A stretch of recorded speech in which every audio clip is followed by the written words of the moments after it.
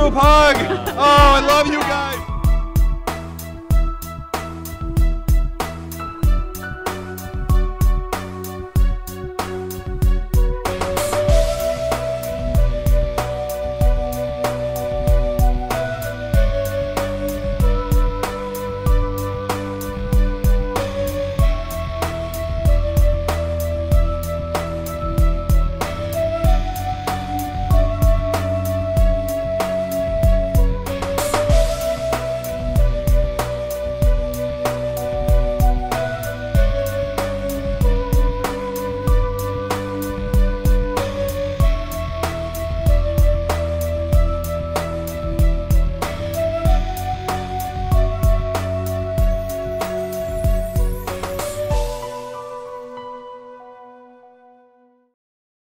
Okay, let me talk a little about,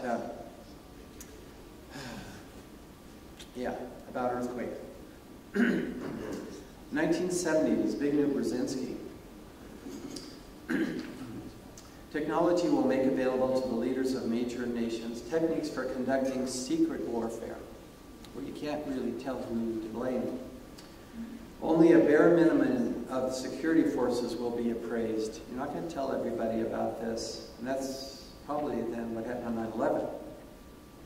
Techniques of weather modification can be employed to produce prolonged periods of drought or storm, or to produce earthquakes. Fast forward to 97, Secretary of Defense at the time, William Cohen, others are engaging in an eco-type of terrorism whereby they can alter the climate, set off earthquakes, volcanoes remotely. It's real. Of course, he's blaming that on others, but, you know, if others, doesn't say who, have the ability to set off earthquakes, in all probability, the United States Defense is aware of how to do this as well. Do you really think that's possible for them to do that? Yes, of course. I'll show you some data. That's what we're doing. Is it scientifically really possible for them to do You think he's lying? I mean, I'm going to show you some data which I think is interesting but not publishable. So do I think so? Yes. Am I certain? No. Am I certain that the official story of 9/11 is false? Yes. I went through the data. It's published. This is not published. You see the difference? So please be patient and watch the data. Right. So now we're going to look at data. These are data that I obtained myself from the public record, USGS site primarily. These are two clusters observed in 13th of December 08 in California, northwest from Death Valley, just out there in the desert. Very large clusters of earthquakes. Again, USGS is just simply reporting these are the quakes, and each dot represents a quake, and yellow or orange dot. There are no known faults there. I checked. They're all shallow. The clusters are compact. They start suddenly and they end suddenly. To me, this suggests, does not prove, testing of an earthquake generating device. It's not the only pair. There are many of them that I've observed. I want to show you this pair.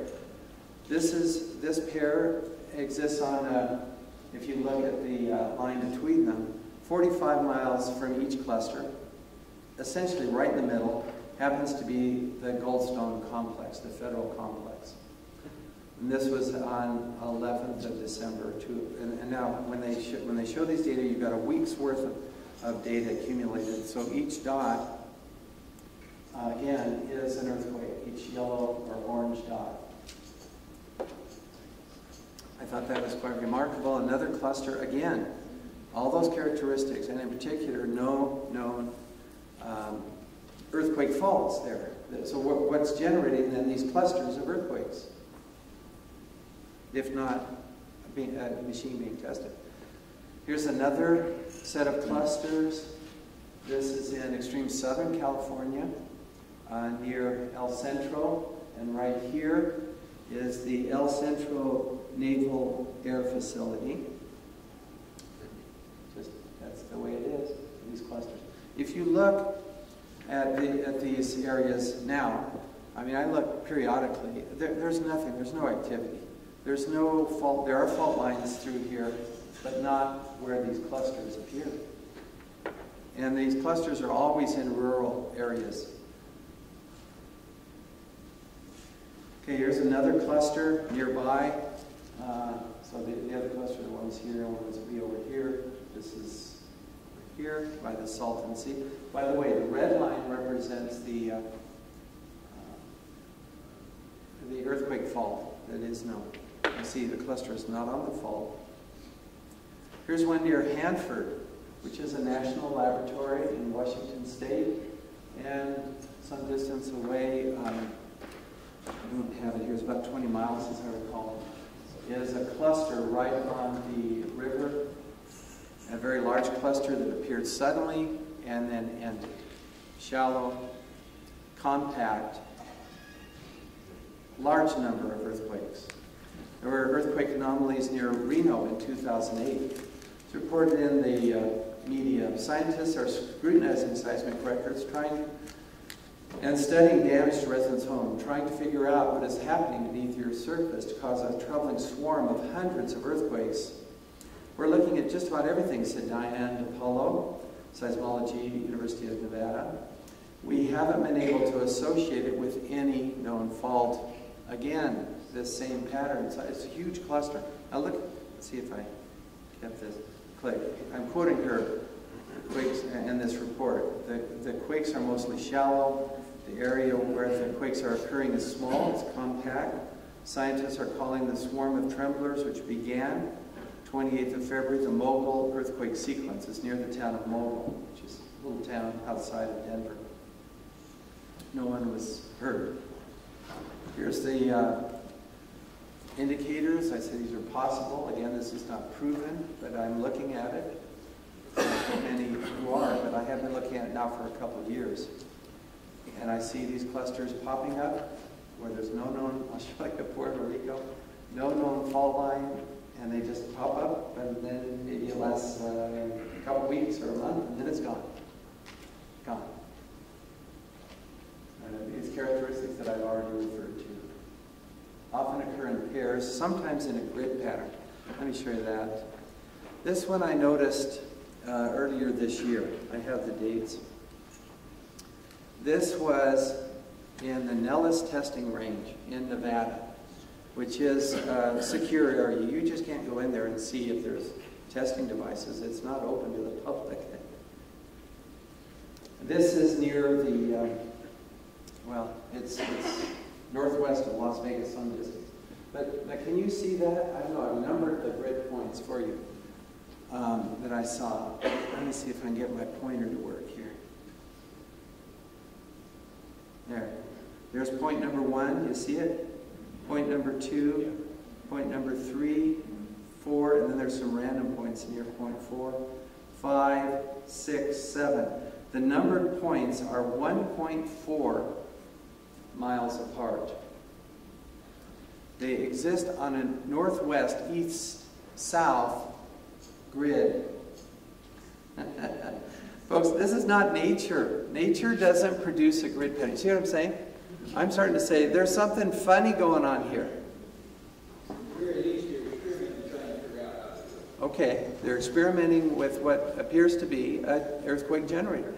And it does appear that these points where there are some random ones, that they are stimulating some earthquake. You see, here's the thing.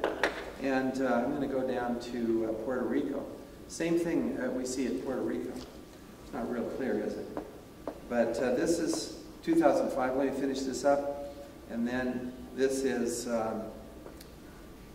2008. So in 2005, the earthquakes are just basically all over the place. Near Puerto Rico, which is Puerto Little Island right in there. And then in 2008, we see these clusters. Here's a cluster here and a cluster here. Those clusters occurred, we can see them very clearly in October, which is 389 earthquakes. Frankly, I can't remember which is which. One's October and one's November. I have to look at my data set. I can't remember now. Look at the cluster there, and then later there's a cluster there with not much over here. It looks like testing. And you compare that to the California clusters, again, that they're underwater. Interesting. But the earthquakes themselves are shallow compared to the floor of the ocean. Here's a larger view, which I captured 7th of November. Oh, there it is. There's a November cluster. So this was using Google Earth, so that means, yes, this is November, and this is October of 08. So are you thinking Port-au-Prince was a success?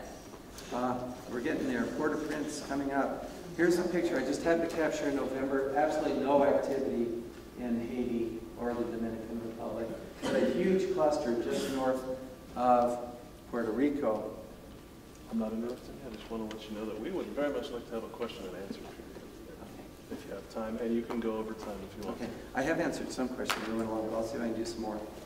So here's something very interesting I noticed. This is from a report from the university in Puerto Rico showing the number of earthquakes through,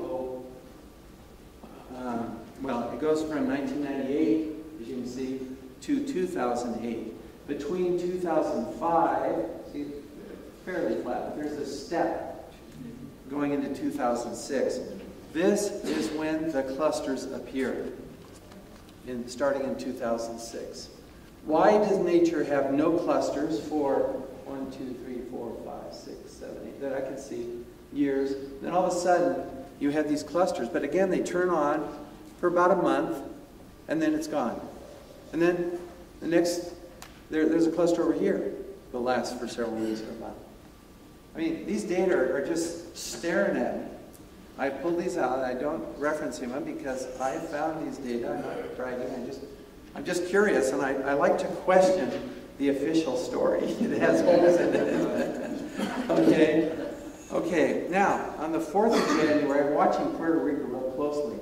I noticed there's no clusters, and I said to myself, perhaps the equipment for testing for earthquake generation has been moved. That's what I said. On the 12th, oh, this is yesterday. Again, there's very few clusters, by the way, just yesterday.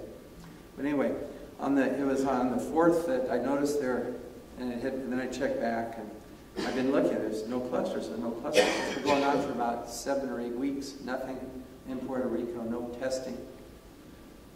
And then the big quake hit in Haiti on the 12th of January. It's again no testing near Puerto Rico. Look out, is my advice. It's on the 4th, only 11 earthquakes in Haiti, only 571 in the entire United States. This is USGS data. Just nothing. Now the Haiti quakes. It's enormous quakes right near Port-au-Prince. Yeah. Here's the fault line now. The quakes are near the fault line. So, here's what happens. If you want to, you've tested your equipment now you want to generate an earthquake. Okay, what do? You go where there's stored energy. It's called potential energy in physics, stored up. It's stored up in these plates. They're sitting there and they're pushing. And you want to release that energy in order, for some reason, in order to generate a large earthquake. What do? Well, you're not going to test over here. You're going to put your shaking down deep if you can figure out how to do it, and release that energy. You can cause earthquakes. This is what Brzezinski and Cohen are talking about. There's another guy named McDonald, a scientist at this earlier period, a few decades ago, saying the same thing. He's saying, we are developing these earthquake-generating devices. Is this proof? No. Again, I emphasize it's data, but it's not proof. This one is right near the earthquake fault, all of them. My guess, it's a hypothesis, is that they moved the equipment from Puerto Rico, brought it over here, set off. Okay, somebody set off an earthquake. Then I looked in more detail at this is the primary wave starting here. This is, again, data from, it's publicly available. I'll give you the reference. I usually put it on there, but not this time. Look, there's a shaking signal before the P wave arrives. Pre-primary wave oscillations. Very suspicious. And then I looked This is at another station, and there's your reference, rev.seis and so on. You can look at these in detail. Look again. From another station, you see these pre-earthquake oscillations. Then I looked at 24 hours worth of data around the earthquake. These stations, I made sure, as best I could, these are calm stations. It's not like they're just waving all over the place. They're calm. And then all of a sudden, you have the pre-oscillations, and then the P wave comes. There were no seismic stations in Haiti, interestingly enough. It's just a detail. Southern California, natural quake, I'm quite sure because this goes back to 94. You look and there's no pre-P wave oscillations. This is nature. Sudden, and then you get the P wave. Now if you're shaking things beforehand, you're generating an earthquake using existing stresses, which you're releasing with your shaking. This is what you have with atomic bomb. Again, there's no pre-oscillations to speak of. And then all of a sudden the atomic bomb goes off and shakes things. That's one way to do it. But that's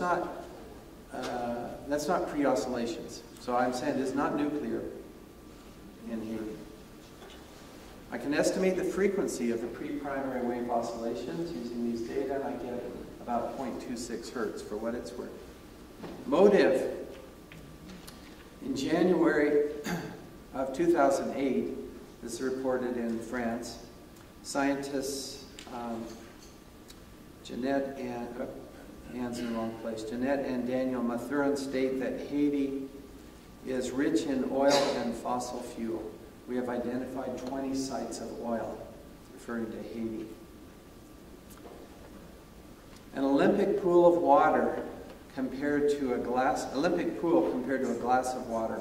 That is the comparison to illustrate the importance of Haitian oil compared with that of Venezuela, one of the primary producers of oil in the world. Haiti is enormously rich in oil. You didn't hear about that on the media, did you? This was known before the Haiti earthquake. I just point out Cheney in 1999, while he was chairman of Halliburton, said by 2010, we will need on the order of an additional 50 billion barrels of oil a day. Where is this oil going to come from? The Middle East is where the prize ultimately lies. This is the way these guys think.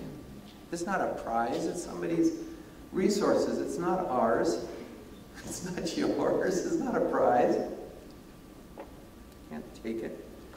Greenspan famously said in his book, he referred to the politically inconvenient fact that the war was largely about oil, referring to Iraq.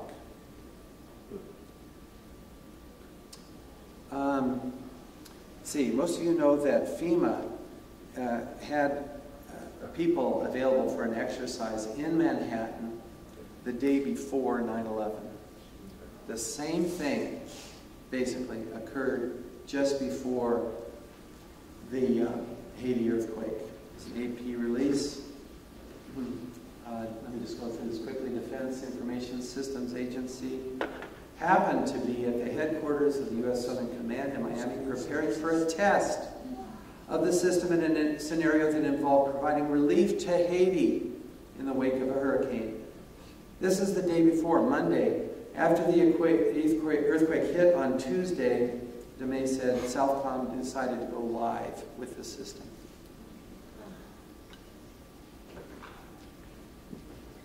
I think this should be investigated. The systems were loaded, already were loaded on pallets in Miami in preparation for an exercise the day before the earthquake hit. Gosh, these guys are lucky. You know, FEMA is... But why didn't they let them in? Okay. Tesla talks about, he actually set off earthquakes using machines. And he did this with the building. He used the principle of resonance, which is you shake an area at its resonant frequency and then it really builds up, and that's how you break glasses. Now let me just show you how this could be done with sound. So In this case, we beam the sound into the earth, 2 separate beams. What I'm going to show you is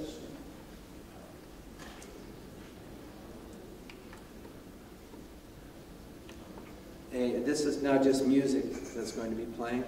And with a beam of ultrasound, it forms like a laser, you know, it gives you a concentrated beam. This is now a beam of sound. So you can do this in the earth, you can do it in the air. I just want to show you quickly how this can be done with sound.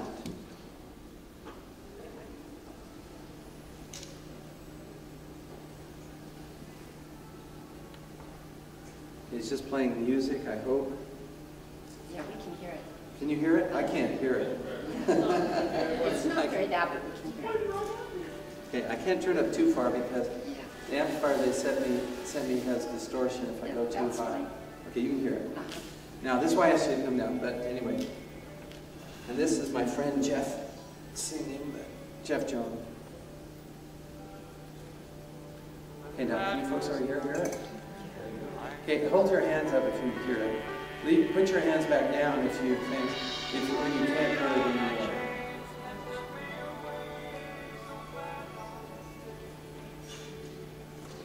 Can you hear it way back up there? Can you really? Good. See, I can hardly hear it. Can you hear it, Jack? You can hear behind you.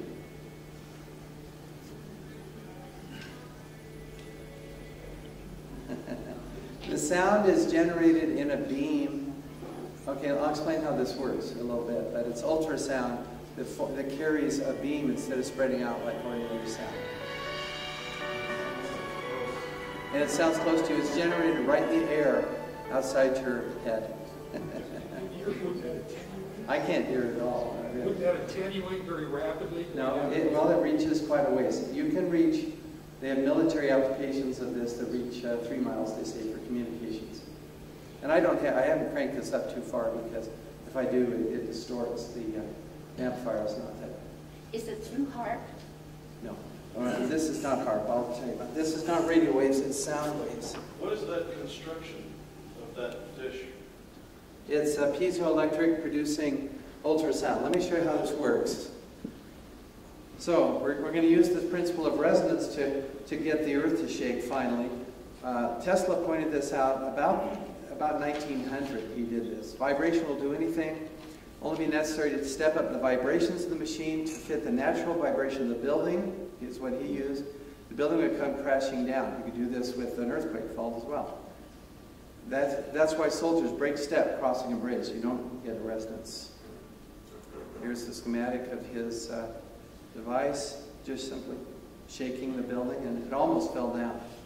It's kind of funny. The police were alerted by neighbors, and they ran in, and Tesla smashed his machine. And when they got there, he said, "Yeah, I felt the earthquake."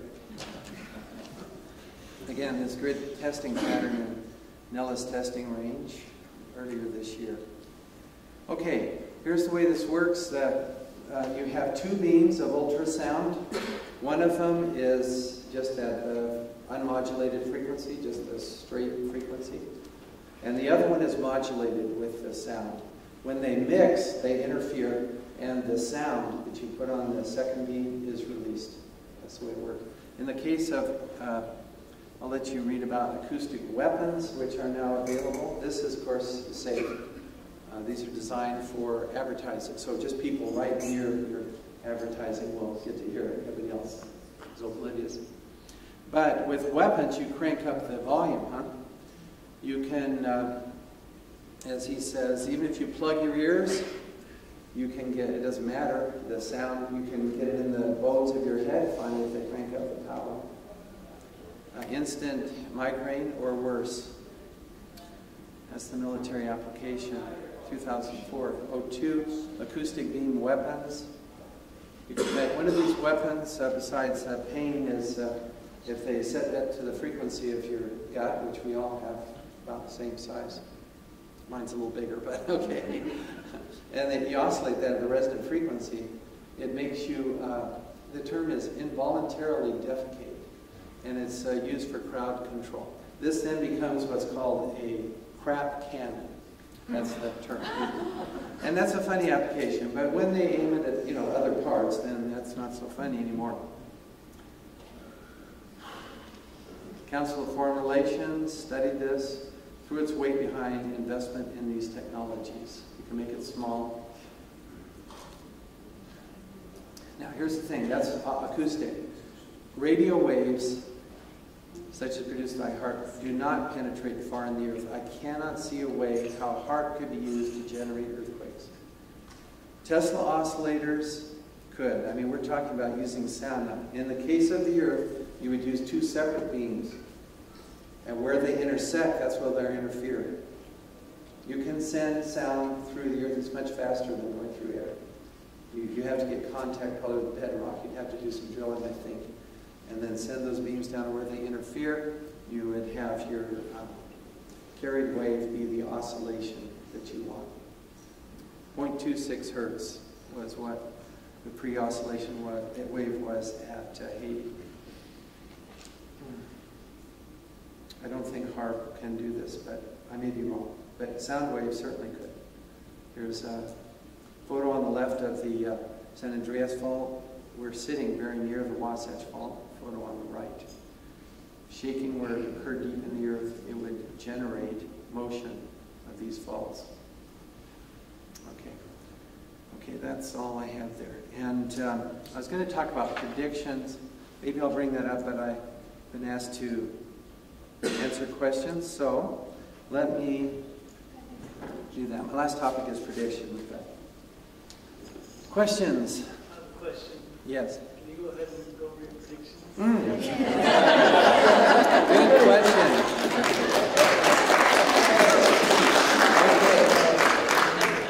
I like that. That was very good. Let me just say that I found as I meet with folks that are interested in, critical thinking, which means not accepting big lies. Okay, we question things.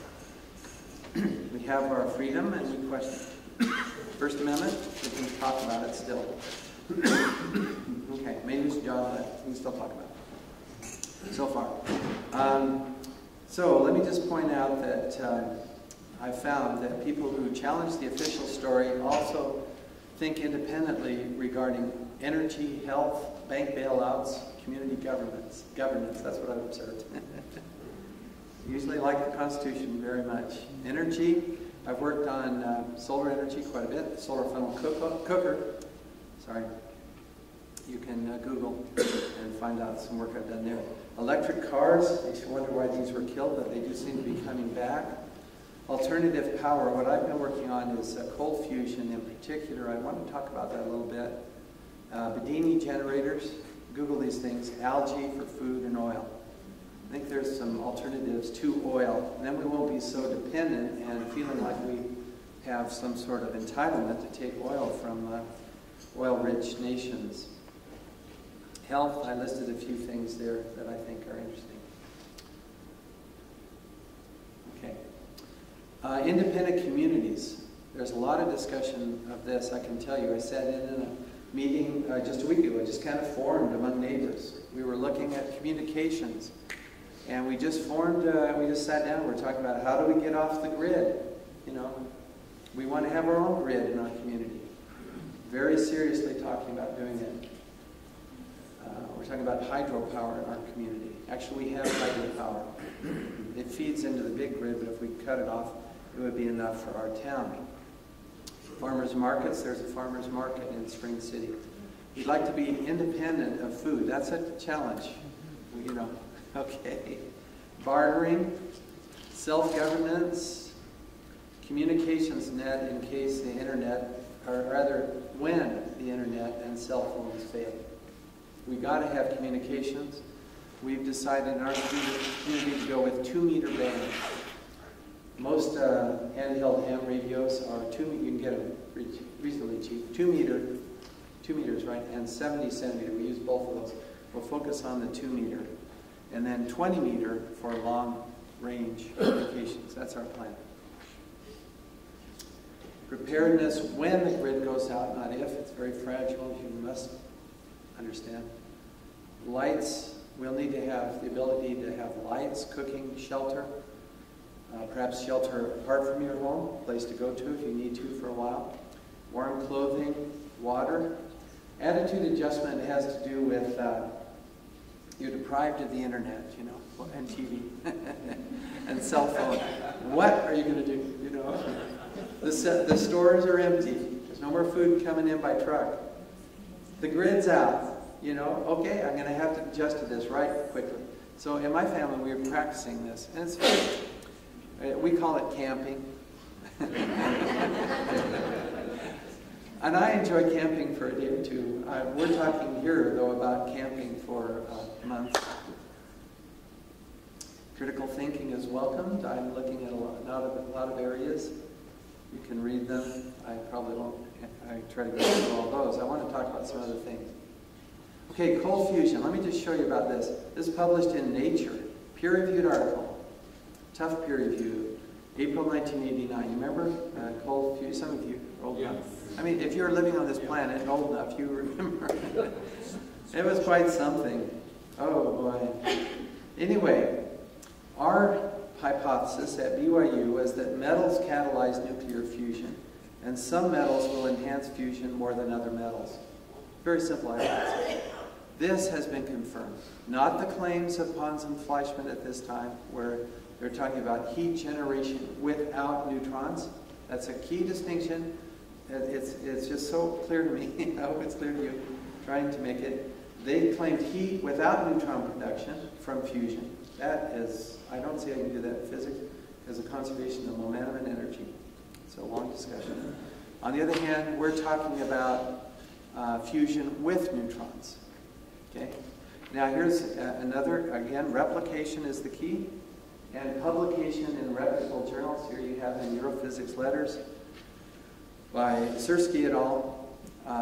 Screening energy of the order of 300 eV determined in accelerator experiments can explain the neutron production rate observed by Jones et al. At room temperature. In other words, they confirmed our result with a little different method. Our problem back in those days, 89, was getting fusion every time.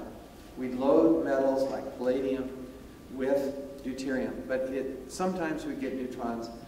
Frankly, most of the time we did not. That's not reproducible. That's not science that's finished.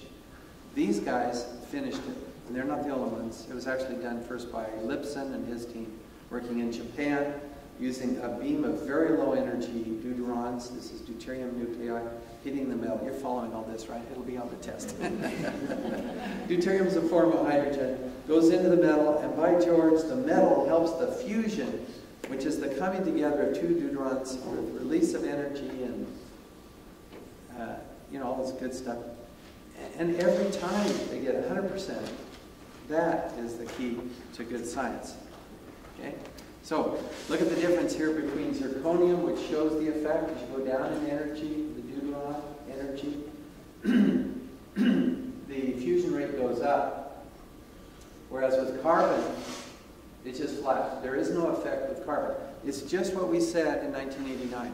Some metals, we're saying, carbon's not exactly a metal, but some metals work better than others. That's what you observe here. Some materials we should have extended that definition. Where do you get the Zirconium is readily available in the earth. It's a common metal. Okay, here's some of their data. I just want to show you that neutrons are produced. Pons and Fleischmann, if you're listening, sorry, but yes, we see neutrons. That's this figure, 3 helium and neutrons. No? No? Okay, I'm sorry. This is 3 helium peak and tritium. With 3 helium, you get a neutron. That's just by charge conservation. You have to have that. With tritium, you get a proton, again by charge conservation. So this is what they're looking at, those 3 helium and tritium. You see they're both there. Both peaks are there. The projectile comes in, the products go out. To me, this is exciting. Oh, yes, we were right, finally. This is exciting. Oh, my goodness, can you believe that? Catch your breath, folks. As you go down in energy, you get fewer neutrons and more tritons, more protons. That's unexplained. That's cold fusion. That proves cold fusion. Yes. Okay. Without heat, yes. I'm sorry, not enough yet, but we have some ideas. for producing heat. There's the reference. In the Earth, this paper was published in May of this year. Fusion in the Earth, you go back to our Nature paper, that's one of the things we were talking about. Also, he said there's more evidence of that. Here's what we're looking at in our experiments now. They still let me, do experiments. This is good. I want to say there's some good things going on. Deuteron plus 6 lithium gives you 2 alpha particles, 4 helium nuclei with 22.4 million electron volts released. That is a beautiful reaction. That's the one we're seeking for. Okay, that's about, the Maya predictions. Oh my goodness. Okay, we got a couple minutes. Everybody's heard about 2012, right? That's only 2 years away.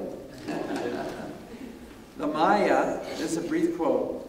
The great cycle of the Maya calendar will come to an end after almost 5 millennia on 23 December AD 2012. Now, you say, well, what do the Maya know? But things are kind of happening, maybe they were right, I don't know, it's kind of interesting. It's something to think about. By the way, the time does not end. That's a fallacy according to Maya. The time cycles.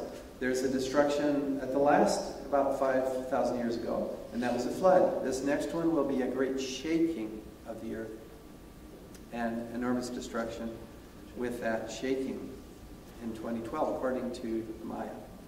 Here's the prophecy. You can read it on the left in Nahuatl and translate it. Then the sky is divided, then the land is raised. Then occurs the great destruction of the earth. It's a poem, a prophetic poem. So that's it, the great destruction of the earth, and the date is pinned down. They counted every day as they looked at Venus and the other planets. I mean, they were every day, so that's why you can be fairly precise. Then arises the great Axiom Conference. Who is that? Have any of you heard that name before? Probably not. It's another name for Itzamna. Who's heard of that? It's another name for Kukulkan. Okay? Who's heard of Kukulkan? Good. Now we're getting a few more. It's another name, as the Aztecs adopted the same deity, for Quetzalcoatl. How many have heard of Quetzalcoatl? Okay, quite a few. The great white god of the Maya and later the Aztecs. Here's some artistic representations. Notice the hands of Itzamna. Okay, that's one set of prophecies. The next one comes from the Apostle John in the book of Revelation, which I find fascinating, as he talks about the scarlet, the whore, and the beast here should be red. The beast has 7 heads. The scarlet, a whore, who holds this goblet of wine and gets all the nations drunken and tries to control all the nations. You can read about it in Revelation. She is worshipped by 7 kings, 7 principal nations of the earth. But she is the controlling factor.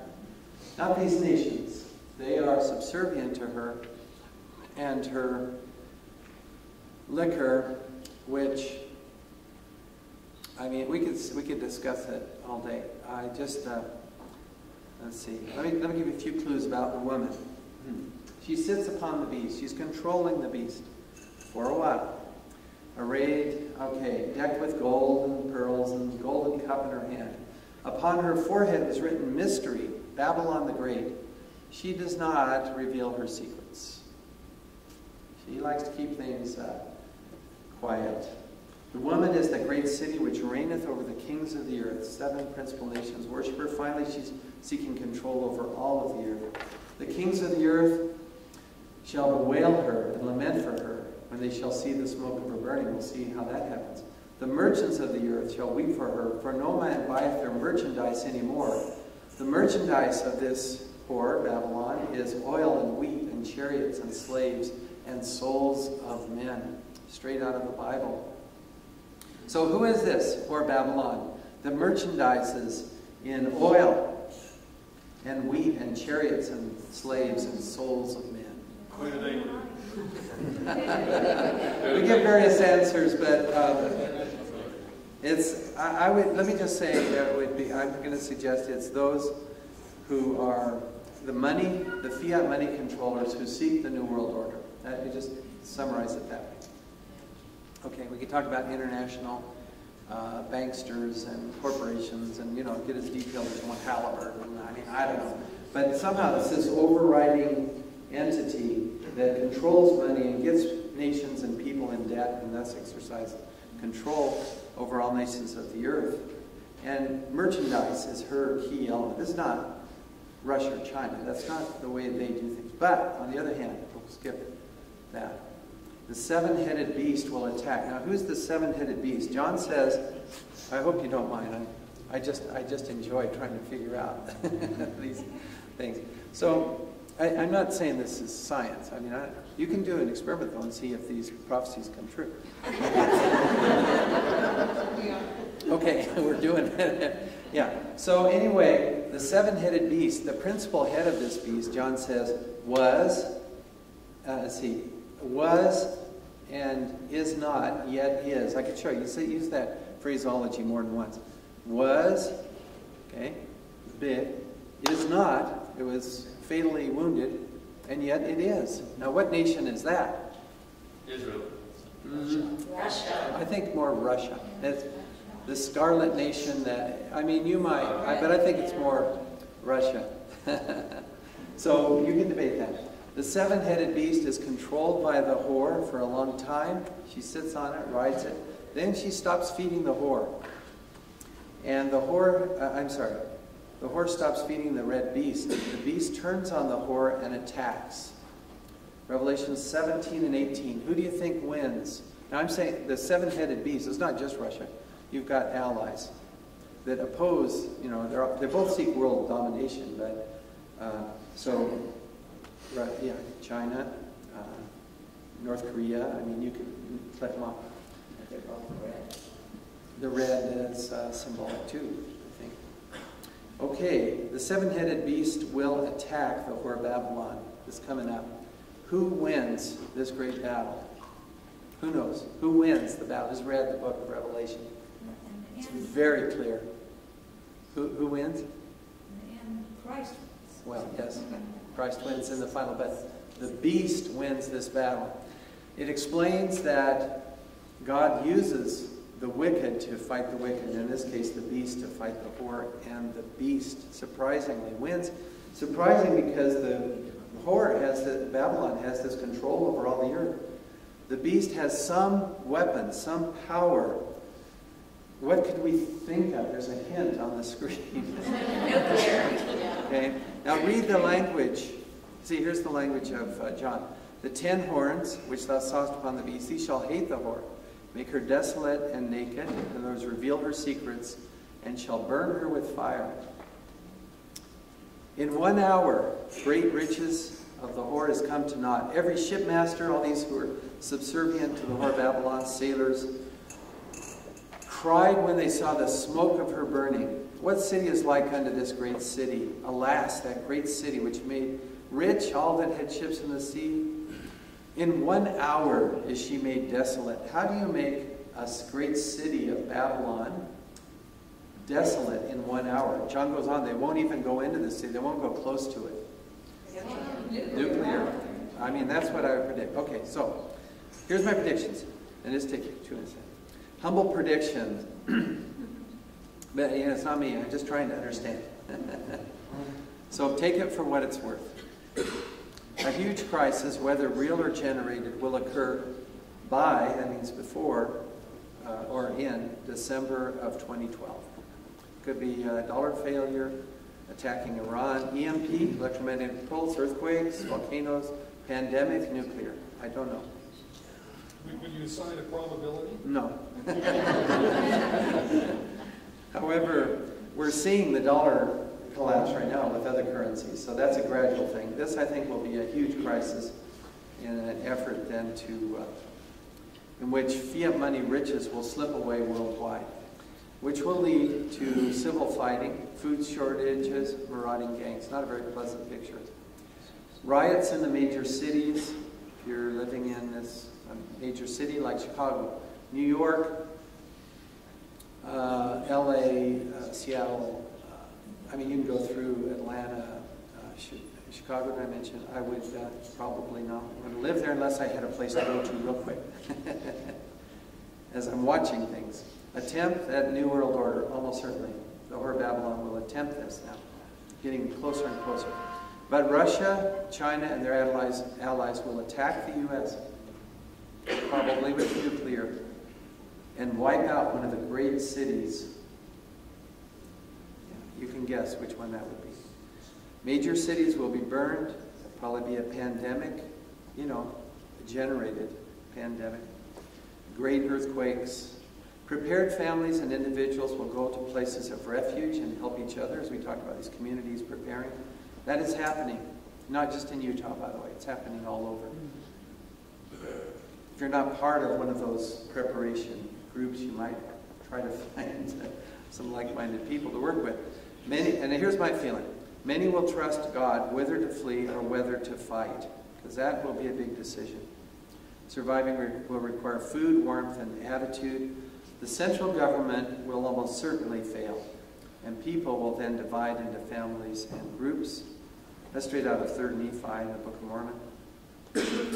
Amongst the upheavals, the last slide, a new city of peace will be built, Revelations 19.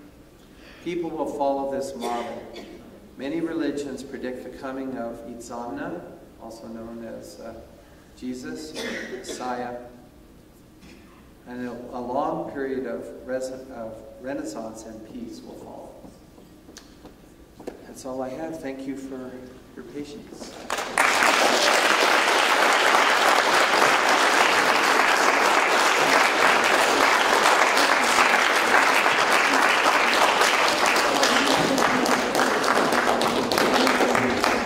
Folks, we are going to be eating dinner upstairs. If you want to talk to Stephen some more, he's going to be staying with us.